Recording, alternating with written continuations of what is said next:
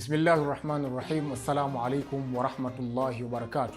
Alhamdulillahi alladhi ja'alana min ahli sunnati wal jamaa, wassalatu wassalamu ala sayyidina Muhammadin alladhi hathana bit-ta'a wa ala alihi wa sahbihi ulil huda wash-shajaa.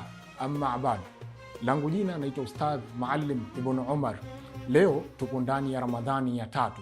Mwenyezi Mungu Subhanahu wa Ta'ala anatuambia katika Qur'ani, wa aqimis salata tarafay an-nahari wa zulafan min al-layli innal hasanati yudhhibna sayyiati dhalika dhikra lidhakirin. Kila aya inayo sababu ya kuteremka kwake, lakini sababu ya kuteremka kwa aya hii yupo sahaba wa Mtume Muhammad sallallahu alaihi wasallam akiitwa Nabahanu Tammari.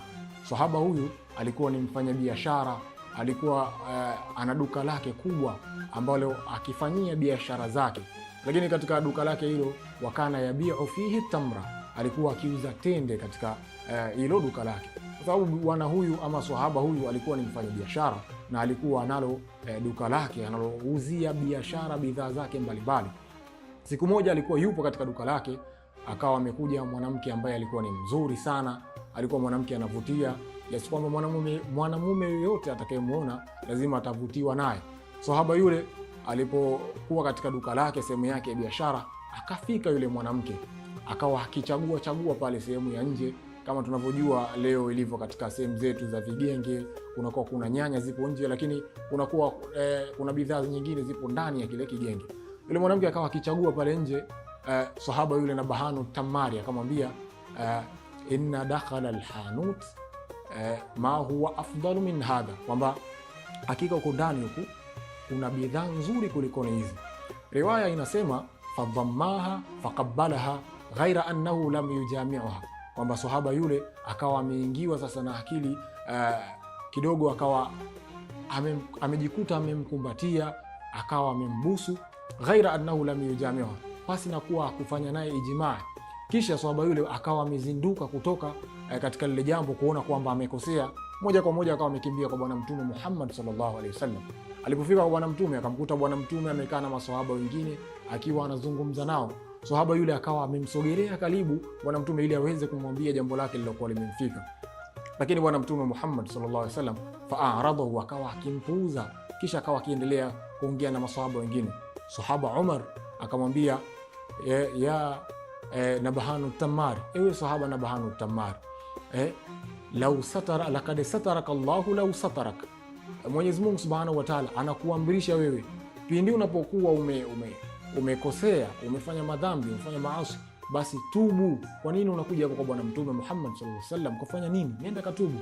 Lakini sahaba yule Nabahanu Tammari akawa hataki kumsikiliza sahaba Umar. Yeye alikuwa anataka kupata majibu kutoka kwa bwana Mtume Muhammad sallallahu alaihi wasallam. Kisha ikateremka aya hii, wa aqimis salata tarafay nahari wa zulafan min al-layli innal hasanati yudhhibna as-sayyiati dhalika dhikra lidhakirin, kwamba wa aqimis salata, nasimamisheni swalini, tarafay nahari, usiku, maana yake kuanzia alfajiri na adhuhuri na alasiri, wa zulafan min al-layli, na ule wakati ule wa usiku, kwa maana ya magharibi pamoja na isha. Kisha ukishatekeleza ibada hizo, innal hasanati, hakika mambo mema yote, yudhhibna sayyiati, ufuta mambo mabaya. Sahaba yule alipoambiwa aya hii ilipoteremka, alipoambiwa maneno haya, sahaba akawa amefahamu kwamba kumbe mtu anapofanya madhambi, basi yale madhambi hufutwa kwa kule kuswali, kwa mtu kufanya ibada. Tupo ndani ya Ramadhani, inawezekana kuna madhambi uliyafanya kabla ya kuingia katika mwezi huu mtukufu wa Ramadhani. Kwa hivyo tunaambiwa mtu anapokosea, anapofanya madhambi, basi madhambi yake hufutwa kwa kule kuswali. Usidharau jambo lolote, hata kama likuwa ni dogo, unaliona kwamba ni la kawaida. Mtume anatuambia sehemu nyingine, la tahqiranna min alma'rufi shay'an,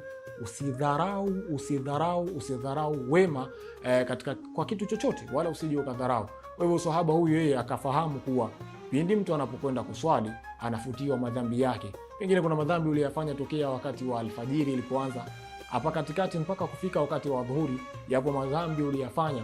Utakaposwali swala ya dhuhuri, yale madhambi ya kutokea alfajiri mpaka wakati huo yatakuwa yamefutwa. Lakini vile vile kutokea wakati ule wa dhuhuri ukawa ulifanya madhambi mpaka kufikia wakati wa alasiri ukiswali, madhambi yale hufutwa. Kwa hivyo tunapata kujua kuwa funga hii inakwenda na swala. Kwa maana ya swala tunakuwa tunafutiwa madhambi yetu. Hatuna namna ambayo tutasema sisi hatujapewa fursa, hatujapewa bahati na Mwenyezi Mungu Subhanahu wa Ta'ala. Tuna fursa nyingi za kuweza kutuingiza sisi peponi, lakini pia tuna fursa nyingi za kuweza kujiokotea, kujiongezea katika akaunti yetu mithawabu iliyokuwa mingi. Kwa hivyo tutambue na tujue kuwa tupo ndani ya Ramadhani, tukithirishe kufanya ibada, tukithirishe kufanya mambo mema, kwa sababu tunaambiwa mtu anapofanya jambo lolote katika mwezi huu wa Ramadhani, basi malipo yake yanakuwa mara 2. Wabillahi tawfiq wa hadha, assalamu alaikum wa rahmatullahi wa barakatuh.